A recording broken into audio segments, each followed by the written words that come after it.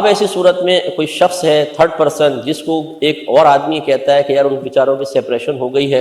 اور انہوں نے حلالہ کرنا ہے، کاش کوئی آدمی ایسا ہو کہ جو اس عورت کو نکاح کا پیغام دے اور پھر اس حلالہ کے پروسیس میں معاون ہو جائے تاکہ ان کا گھر بس جائے، ان کے چھوٹے چھوٹے بچے ہیں۔ جس علت کی بنیاد پہ انہوں نے کہا کہ بڑی پریشانی ہے، چھوٹے چھوٹے بچے ہیں، یعنی گویا انہوں نے بنیاد اس کی مصلحت پہ رکھی ہے،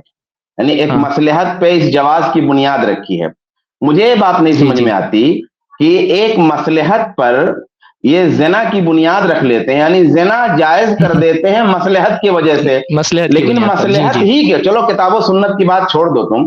مصلحت ہی کے بنیاد پہ ایک مجلس کی 3 طلاق کو ایک کیوں نہیں کہہ دیتے؟ مصلحت کی بنیاد پہ تم زنا کو جائز کر لیتے، لیکن مصلحت ہی کی بنیاد پہ تم 3 طلاق کو ایک بھی کر سکتے ہو۔ ایک بات وہ نہیں کریں گے، وہ نہیں کریں گے نا، اس سے ان کا مسلک ہار جائے گا نا۔ جب مصلحت دین کے خلاف ہو تو مصلحت مصلحت ہے، پر یہی مصلحت اگر مسلک کے خلاف ہو جائے تو یہ مصلحت مصلحت نہیں ہے۔